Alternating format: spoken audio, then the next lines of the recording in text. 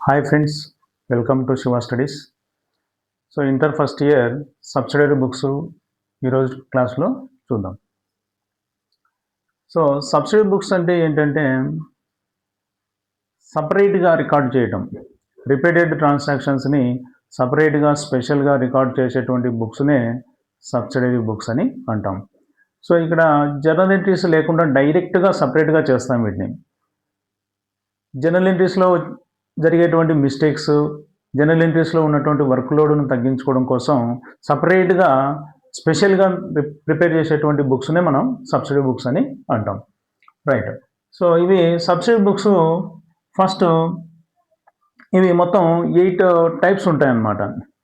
Number 1 sales book, number 2 purchase book, number 3 sales return book, number 4 purchase return book, 5 cash book, 6 bills receivable book, 7th bills payable book, 9th journal proper. So ఇట్లా మొత్తం మనకి 9th కాదు 8th journal proper. ఇట్లా మనకు మొత్తం 8 books ఉంటాయి దీంట్లో. సరే, ఒక ప్రాబ్లం తీసుకుందాం. Prepare subsidiary books 2024 general July 1st sold to Nag. So sold అంటే సేల్స్ అనమాట. సరే, ముందు ఇవి ఎలా ప్రిపేర్ చేయాలి? ఓన్లీ క్రెడిట్ ట్రాన్సాక్షన్స్ మాత్రమే ఇందులో తీసుకుంటాం, క్యాష్ ట్రాన్సాక్షన్స్ ఉండవు. అంటే ఇప్పుడు ఫర్ ఎగ్జాంపుల్ క్రెడిట్ సేల్స్, అప్పు పైన అమ్మినప్పుడు మాత్రమే ఈ సేల్స్ బుక్లో రాయాలి. రైట్. చూడండి, ఇక్కడ సోల్డ్ టు నాగ్. సో ఇది క్రెడిట్ ట్రాన్సాక్షన్, ఎందుకంటే మనకి ఇక్కడ పేరు ఇచ్చాడు కాబట్టి క్రెడిట్ ట్రాన్సాక్షన్. పేరు ఇవ్వకుండా ఓన్లీ సేల్స్ అని ఇచ్చినప్పుడు మాత్రం క్యాష్ ట్రాన్సాక్షన్ అవుతాయి. అది క్యాష్ బుక్లో రాసుకుంటాం, ఇందులో రాయకూడదు. రైట్. సోల్డ్ టు నాగ్, ఇక్కడ డేట్ వేసుకోవాలి 2024 జూలై 1st నాగ్. ఇక్కడ ఎల్ఎఫ్ నెంబర్లో ఏం రాయకూడదు, ఇన్వాయిస్ నెంబర్లో ఆ సీరియల్ నెంబరు వేసుకోవాలి. అంటే ఇన్వాయిస్ నెంబర్ అంటే ఈ మన సరుకులు పంపించేటప్పుడు దానికి సంబంధించినటువంటి నెంబర్, మనము ఆ ట్రాన్స్పోర్ట్ పంపించేటప్పుడు నెంబర్ వేస్తామన్నమాట, దాన్ని ఇన్వాయిస్ నెంబర్ అంటాం. రైట్. నాకు వచ్చేసి 1వ నెంబరు ఇన్వాయిస్లో అమౌంట్ 6000. ఇక 2వది sold to Akhil. Invoice number 2 10,000. 5th sold machinery. ఇక్కడ మెషినరీ అంటే అసెట్స్ అన్నీ కూడా మనము జర్నల్ ప్రాపర్లో రికార్డ్ చేసుకుంటాం. బాగా గుర్తుపెట్టుకోండి, ఇక్కడ సేల్స్ బుక్లో రాదనమాట. అసెట్స్ అన్నీ కూడా సపరేట్గా ఒక బుక్ ఉంటుంది, దాంట్లో రాస్తాం. ఎందుకంటే ఈ సబ్సిడీ బుక్స్ అంటేనే మనం సపరేట్గా ప్రిపేర్ చేసేటువంటివి అని చెప్పుకున్నాం కదా. అందుకని అసెట్స్ అన్నీ సపరేట్గా ప్రిపేర్ చేయడం కోసం ఒక జర్నల్ ప్రాపర్ అనేటువంటిది బుక్ ఉంది, దాంట్లో రాస్తాం. ఇక్కడ సేల్స్ బుక్లో రాయకూడదు ఇది. సోల్డ్ మెషినరీ ఇక్కడ రాదనమాట ఇది. నెక్స్ట్ సేల్స్ అంటే క్యాష్ సేల్స్ అని అర్థం. క్యాష్ సేల్స్ అని ఇచ్చినా లేదా ఓన్లీ సేల్స్ అని ఇచ్చినా కూడా వాటిని క్యాష్ సేల్స్గా తీసుకుంటాం. క్యాష్ సేల్స్ అన్నీ క్యాష్ బుక్లో రాస్తాం. సపరేట్ బుక్ ఉంది కదా, సబ్సిడీ బుక్లోనే సపరేట్గా 5వ నెంబర్ ఉంది,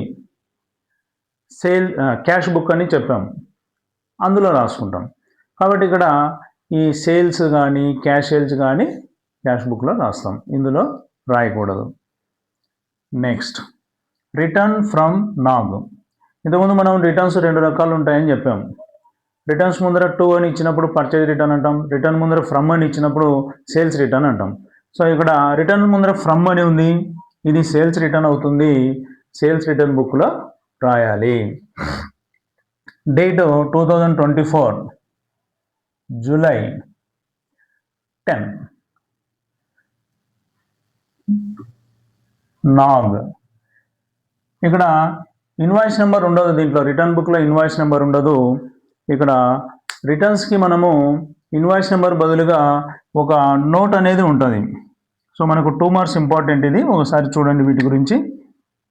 ఫస్ట్ డెబిట్ నోట్ నెంబర్. ఏంటి డెబిట్ నోట్ అంటే మనం ఇప్పుడు పర్చేజ్ చేసిన తర్వాత రిటర్న్ చేస్తూ ఉంటాం నచ్చినప్పుడు. పర్చేజ్ చేసిన తర్వాత ఏదైనా మిస్టేక్ ఉంటే వాటిని కొన్ని రిటర్న్ చేస్తాం. సరే, ఇప్పుడు పర్చేజ్ చేసినప్పుడు అవతల మనకి ఎవరైతే మనకి అమ్మింటారో సెల్లర్ అకౌంట్ అంటాం. సెల్లర్ అకౌంట్ ఏమవుతుంది, ఇప్పుడు మనం పర్చేజ్ చేసినప్పుడు సెల్లర్ అకౌంట్ క్రెడిట్ అవుతుంది. మళ్ళీ ఏం చేస్తున్నాం, మనం రిటర్న్ చేస్తున్నాం. సో రిటర్న్ చేసినప్పుడు సెల్లరు రిసీవర్ అవుతాడు, అందుకని అతని అకౌంట్ని ఇప్పుడు డెబిట్ చేస్తాం. మళ్ళీ చూడండి ఒకసారి, పర్చేజ్ చేసిన తర్వాత రిటర్న్ చేస్తే సెల్లర్ అకౌంట్ డెబిట్ అవుతుంది. సో ఈ విధంగా మనము ఒక 2 కాపీలు తయారు చేయాలి. ఒక కాపీ అతనికి ఇవ్వాలి, ఒక కాపీ మన దగ్గర పెట్టుకోవాలి. ఈ కాపీనే మనము డెబిట్ నోట్ అంటాం.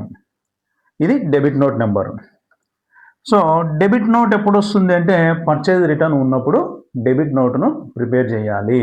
అందుకనే పర్చేజ్ రిటర్న్ బుక్లో ఈ ఇన్వాయిస్ ప్లేస్లో డెబిట్ నోట్ అని రాసుకోవాలి. సరే, ఇప్పుడు ఇంకోటి క్రెడిట్ నోట్. క్రెడిట్ నోట్ అంటే ఏంటంటే సేమ్ ఇలాగనే మనము సేల్ చేసి ఉంటాం, అప్పుడు పర్చేజర్ రిసీవ్ అవుతాడు. సో పర్చేజర్ అకౌంట్ డెబిట్ అవుతుంది.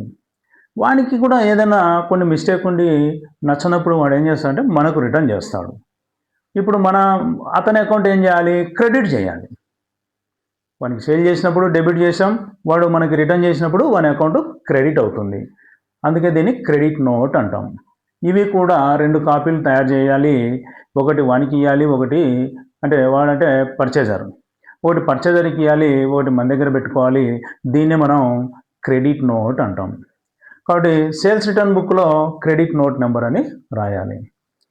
చూడండి ఇక్కడ రిటర్న్ ఫ్రమ్ నాగ్.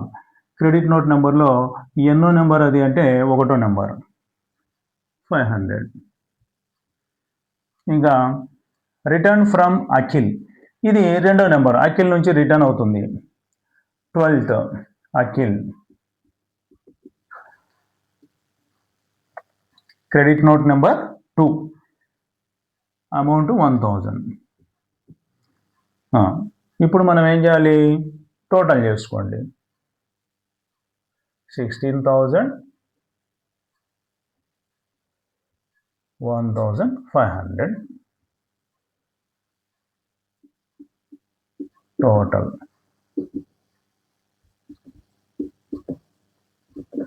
చూడండి, sales book total 16,000, sales return book total 1,500. So ఇది మనకి సబ్సిడీ బుక్స్ ఏ విధంగా ప్రిపేర్ చేయాలనేది. కానీ నెక్స్ట్ సబ్సిడీ బుక్ సంబంధించి ఇంకొక వీడియో ఉంటుంది, దాంట్లో purchase book, purchase return book గురించి చెప్పుకుందాం. So thank you for watching. మీకు ఈ వీడియో నచ్చినట్లయితే సబ్స్క్రైబ్ చేసుకోండి, లైక్ చేయండి.